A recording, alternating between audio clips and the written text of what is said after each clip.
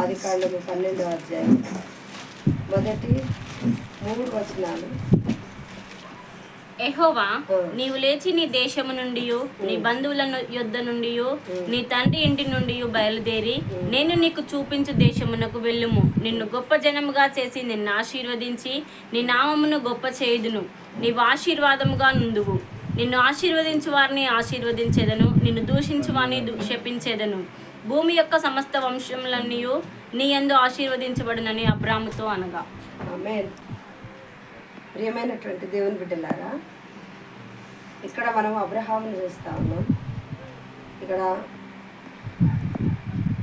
ఏమంటా ఉన్నాడంటే దేవుడు, నీవు లేచి నీ దేశము నుండి నీ బంధువుల యొద్ద నుండి నీ తండ్రి ఇంటి నుండి బయలుదేరి నేను నీకు చూపించు దేశమునకు వెళ్ళుము. నిన్ను గొప్ప జనముగా చేసి నిన్ను ఆశీర్వదించి నీ నామమును గొప్ప చేయుదును. నీవు ఆశీర్వాదకరముగా ఉందువు. ఇక్కడ అబ్రాముగా ఉన్నాడు, అబ్రహాముగా లేడు. ఎట్లా ఉన్నాడు ఇక్కడ? అబ్రాముగా. ఇంకా దేవుడు అబ్రాముగానే ఉంచినాడు, పేరు మార్చబడలేదు. ఆ పేరు మార్చబడని సమయంలోనే దేవుని వాక్కు అబ్రాము దగ్గరికి వచ్చింది. అబ్రాము దగ్గరికి వచ్చి ఏమంటా ఉన్నదంటే, నీవు లేచి నీ దేశమును నీ బంధువుల యొద్ద నుండి నీ తండ్రి ఇంటి నుండి బయలుదేరి నేను నీకు చూపించు దేశమునకు వెళ్ళుము. నిన్ను గొప్ప జనముగా చేసి నిన్ను ఆశీర్వదించి నిన్ను గొప్ప చేస్తా, నీకు ఆశీర్వాదం ఇస్తా. ప్రియమైనటువంటి దేవుని బిడ్డలారా, అబ్రాముగా ఉన్నప్పుడు విగ్రహారాధికుడు.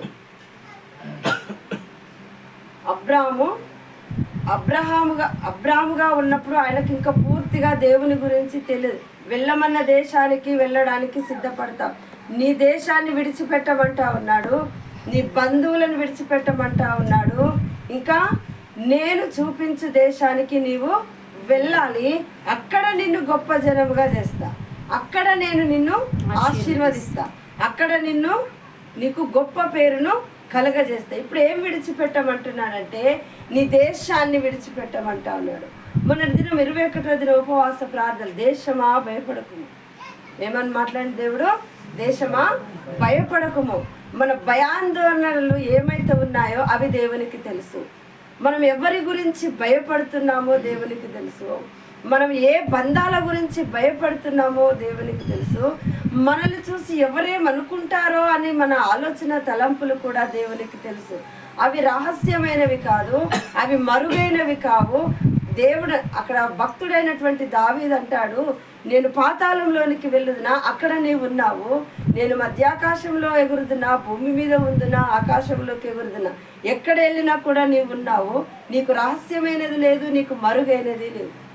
మన ఆ దేశంలో ఏమేమి ఉంటాయి, సహజంగా మనము ఎదుర్కోవలసినటువంటి మన ప్రాంతంలో ఏముంటాయి, సహజంగా మనం ఎదుర్కోవలసిన ప్రతి సమస్య అక్కడ ఉంటుంది, ప్రతి నింద అక్కడ ఉంటుంది, ప్రతి వ్యతిరేకత అక్కడ లే అంటా ఉన్నాడు. మొదట నువ్వు లేచి నేను చూపించు దేశానికి నువ్వు వెళ్ళు.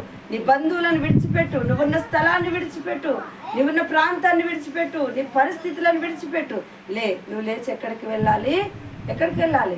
నేను చూపించే దేశానికి నువ్వు వెళ్ళు. ఎప్పుడైతే దేవుడు చూపించే ప్రాంతానికి, దేశానికి నువ్వు వెళ్తావో అక్కడ దేవుడు నిన్ను గొప్ప జనం. అప్పటి వరకు నీవంటే ఎవరికి తెలియదు, కనిపటి నుంచి తెలుస్తుంది. మంచి అయినా తెలుస్తుంది, చెడైనా తెలుస్తుంది. మంచి మాట్లాడడం కోసమైనా జనులు నిన్ను విస్తరింపజేస్తారు, చెడు మాట్లాడడం కోసమైనా జనులు మనల్ని విస్తరింపజేస్తారు. ఎందుకు మన పరిచర్య మొదటి సమయంలో 18 సంవత్సరాల తర్వాత నేను ఇక్కడికి వచ్చినప్పుడు నేను ఎవ్వరికి తెలియదు. ఎందుకంటే నా వివాహం అయిపోయిన తర్వాత, నేను ఇక్కడి నుంచి వెళ్ళిపోయిన తర్వాత ఎప్పుడు కూడా నేను ఇక్కడికి రాలేదు. మీకు తెలుసో తెలియదో ప్రియమైన దేవుని బిడ్డలారా, చిట్టాల పురుషోత్తం బిడ్డ వచ్చి చిన్న బిడ్డ వచ్చిందంటే ఆమెను చూడడానికే వచ్చేటోళ్ళు ఇక్కడికి. ఆమె ఎవరో చూడాలని వచ్చేవాళ్ళు ఇక్కడికి. ప్రియమైనటువంటిది, అప్పటి వరకు నేను తెలియని దాన్ని, అప్పటి వరకు నన్ను చూస్తే సంతోషించే వాళ్ళు, అప్పటి వరకు నన్ను చూస్తే నేనే దేవత అని మొక్కిన వాళ్ళు, ఎప్పుడైతే నేను పరిచర్య భారాన్ని పట్టుకొని ఇక్కడికి వచ్చినానో నన్ను అనని మాట, ఇప్పుడు నేను ఇక్కడ విస్తరించబడ్డాను. ఏ విధంగా విస్తరించబడ్డాను? మొదటి 3 సంవత్సరాలు నన్ను భయంకరంగా బాధించినారు. మొదటి అడుగడుగునా నాకు అవమానమే, అడుగడుగునా నిందే. ఒకరోజు ఎవరో బాగాలేరని నేను ఇక్కడ నుంచి వాళ్ళ ఇంటికి వెళ్ళినప్పుడు, అవునులే కానీ నువ్వు ఇప్పుడు అక్కడి నుంచి ఇక్కడికి వచ్చినావు కదా, అసలు మా ఇంటికి వచ్చిన నీ ఉద్దేశం ఏంది అని నన్ను అడిగినారు. నన్ను చాలా బాధపడ్డాను. నా స్వభావం ఏంటంటే బాధలో ఉన్నవాడిని ఓదార్చడమే నా స్వభావం. నా స్వభావం ఏంటంటే దుఃఖంలో ఉన్నవాడిని ఓదార్చడమే నా స్వభావం. అది నాది కాదు, దేవుడు నాలో పెట్టిన దాన్ని బట్టి. సరే, నేను నా ఇంటికి వెళ్ళినప్పుడు నువ్వు ఎందుకు వచ్చినావో మాకు తెలుసులే కానీ నీ మందిరానికి నువ్వు పో అన్నారు నన్ను. సరే ప్రభా, చాలా బాధతో, చాలా దుఃఖంతో, చాలా వేదనతో అక్కడ నుండి ఇక్కడికి వచ్చినాను. తర్వాత మళ్ళీ 1.5 సంవత్సరానికి తిరిగి మళ్ళీ మన మందిరానికి వచ్చినారు వాళ్ళు. మళ్ళీ మన మందిరానికి వచ్చిన తర్వాత ప్రియమైనటువంటి దేవుని బిడ్డలారా, పరిచర్య అనేది చాలా గొప్పది. దీనిలో బాధలుంటాయి, శ్రమలుంటాయి, అవమానాలుంటాయి, నిందలుంటాయి. వీటి తర్వాత మనకు వచ్చేది మంచి గొప్ప ఆశీర్వాదం. రాగానే ప్రియమైన దేవుని బిడ్డలారా, బాధలు ఉండవు, దుఃఖం ఉండదు, కరువు ఉండదు, కష్టం ఉండదు. ఇవన్నిటిలో నుండి ఎన్నున్నా కూడా వీటన్నిటిలో నుండి గొప్ప విజయాన్ని దేవుడిస్తాడు. వీటన్నిటిలో నుండి గొప్ప ఆశీర్వాదాన్ని ఇస్తాడు. అందుకే నీవున్న ప్రాంతం నుంచి లే అంటా ఉన్నాడు దేవుడు. నీవున్న స్థలం నుంచి లేచి ఎక్కడికి వెళ్ళాలి? నీవు చూపించు ఎక్కడికి వెళ్ళాలి, నేను నీకు చూపించు దేశానికి వెళ్ళు అన్నాడు. ఆయన ఏమంటాను, నువ్వు ఇల్లే చూపెట్టలే, వాకిలే చూపెట్టలే, దేశమే చూపెట్టలే, ప్రజల్నే చూపెట్టలే, నేను ఏడికి వెళ్ళాలని అన్నాడా? చదవండి, నేను ఏడికి వెళ్ళాలి? నీ బంధువులను విడిచిపెట్టు, నీ దేశాన్ని విడిచిపెట్టు, నీ తల్లిదండ్రులను విడిచిపెట్టు. తల్లిదండ్రుల దగ్గర ఏముంది? అన్యాచారం ఉండొచ్చు, ఎందుకంటే ఇంక అక్కడ మార్పు లేదు. అక్కడే దేవుని గురించిన సువార్త ఏం లేదు కదా. ఇప్పుడు దేవునికి విరుద్ధమైనవన్నిటిని కూడా విడిచిపెట్టాలి మనం. దేవునికి విరుద్ధమైనవన్నిటిని విడిచిపెట్టి నేను చూపించు దేశానికి నువ్వు వెళ్ళు. ఏదైతే నేను నీకు చూపిస్తానో అక్కడికి వెళ్ళు. అక్కడ నిన్ను గొప్ప జనముగా చేస్తా, అక్కడ నేను నిన్ను ఆశీర్వదిస్తా, అక్కడ నేను నిన్ను దీవిస్తా. ఇంకా ముందు అధ్యాయాలకి వెళ్తే దేవుడు ముఖాముఖిగా మాట్లాడతాడు ఆయనతో. అబ్రహాము, నువ్వు చూచుచున్నంత వరకు నేను నీకు ఇస్తా. నువ్వే తట్టు చూస్తావో ఆ తట్టు చూడు, నేను నీకు ఇస్తా. దేవుడు మాట్లాడుతూ ఉన్నాడు. ఇవన్నీ జరిగిన తర్వాత దేవుడు అంటే తెలియని ఒక వ్యక్తితో దేవుడు అంటే తెలియని ఒక వ్యక్తిని అక్కడి నుంచి లెమ్మంటున్నాడు. నేను చూపించు దేశానికి వెళ్ళమంటున్నాడు. నేను చూపించు ప్రాంతంలో నిలబడమంటున్నాడు. అక్కడ నేను నిన్ను దీవిస్తానంటున్నాడు. అక్కడ నేను నిన్ను ఆశీర్వదిస్తానంటున్నాడు. అక్కడ నేను నిన్ను గొప్ప పేరు చేస్తానంటున్నాడు. అక్కడ నీకు మంచి పేరు ప్రఖ్యాతలు కలుగజేస్తానంటున్నాడు. ఎందుకు అంటే అన్ని సమృద్ధిగా ఉన్నటువంటి దేవుని మాట అబ్రహాము వినగలిగాడు. ప్రియమైనటువంటి దేవుడు ఒక్క మాట కూడా దేవునికి తిరుగుబాటుగా మాట్లాడలేదు. ఒక్క మాట కూడా ఎందుకయ్యా నా బంధువులను విడిచిపెట్టమన్నావు అనలేదు. ఎందుకయ్యా నా తల్లిదండ్రులను పెట్టమన్నావు అని అనలేదు. ఎందుకయ్యా నా దేశాన్ని విడిచిపెట్టమంటున్నావని ఆయన అనలేదు. కానీ ఆయన చూపించు దేశానికి తనకున్న సర్వ సంపదలతో కాకుండా తన భార్యనే పట్టుకొని వెళ్ళిపోయాడు. ఆయన అందరిని పట్టుకొని వెళ్ళలే. ఆయన సంపాదించిన అన్ని పట్టుకొని వెళ్ళలేదు, భార్యను పట్టుకొని వెళ్ళినాడు.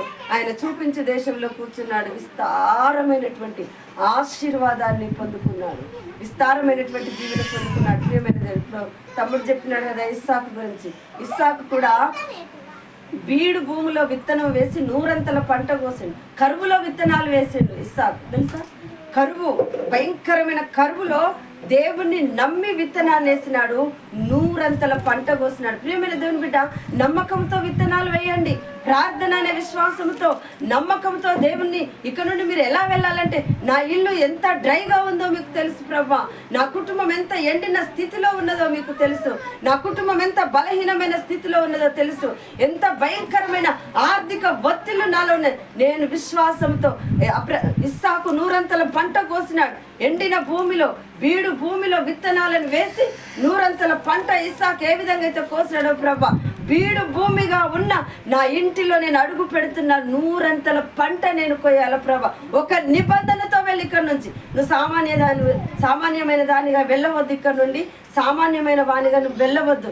వెళితే నష్టం నీకే బిడ్డ. ఒక త్యాగం ఉండాలి. వెళ్ళమన్న దేశానికి అబ్రహాం వెళ్ళ. ఇక్కడ నుంచి నువ్వు ఎలా వెళ్తున్నావు? ఎంత విశ్వాసంతో వెళ్తున్నావు? ఎంత నమ్మకంతో వెళ్తున్నావు? దేవుడు నన్ను ఫలింపజేస్తాడనే నమ్మకం నీలో ఉండాలి. దేవుడు నన్ను ఆశీర్వదిస్తాడు, నన్ను విస్తరింపజేస్తాడు, నన్ను ఫలింపజేస్తాడు.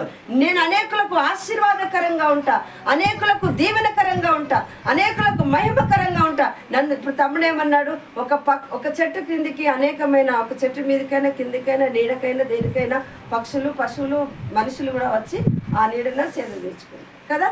ఆ విధంగానే ప్రియమైన దేవుని బిడ్డ, నీవు ఒక సేద తీర్చే వ్యక్తిగా ఇక్కడ నుండి వెళ్ళాలి. నువ్వు అనేకులకు ఆశీర్వాదకరంగా వెళ్ళాలి, దీవెనకరంగా వెళ్ళాలి. ఇస్సాకు మూయబడిన జలలు గల బావులను కూడా దేవుడు మళ్ళీ ఓపెన్ చేయించినాడు. అబ్రహాము బావులను దొబ్బితే ఫిలిస్తీన్లు మళ్ళీ పూర్తి చేసిన దాన్ని ఇస్సాకు ఓపెన్ చేయించాడు. నీ ద్వారా దేవుడు అనేకమైన ఆశీర్వాదాలు ఓపెన్ చేపిస్తాడు, అనేకమైన దీవెనలను ఆయన తెరుస్తాడు నీ ద్వారా. అయితే మనలో నుండి ఆశీర్వాదాలు దేవుడు తెరవాలంటే, మనలో నుండి దేవుడు దీవెనలను తెరవాలంటే మనలో అహం చచ్చిపోవాలి, మనలో గర్వం చచ్చిపోవాలి, మనలో కోపం చచ్చిపోవాలి, అసూయ చచ్చిపోవాలి. మనలో దేవునికి విరుద్ధమైనవి ఏవి కూడా నిలబడవద్దు ప్రియమైన దేవుడు. ఆ విధంగా నిలబడితే ఆశీర్వాదము రాకపోవడానికి కారణము నువ్వే. ప్రశ్నకు జవాబు కూడా దేవుడే ఇచ్చింది. కాబట్టి ప్రియమైనటువంటి దేవుని బిడ్డలారా, అబ్రహాము వలె ఇస్సాకు వలె మనము కూడా బీడు భూమిలో గింజలు వేసి, బీడు భూమిలో విత్తనాలు వేసి 100 పంట మనము కోయాలి అంటే దేవుణ్ణి మనము, ఆయన మాటలను మనము నమ్మాలి. నమ్మితే దేవుని మహిమను మనము చూస్తాం. దేవుడి మాటలు మన వెనుకల్లో దీవించి ఆశీర్వదించుగాక.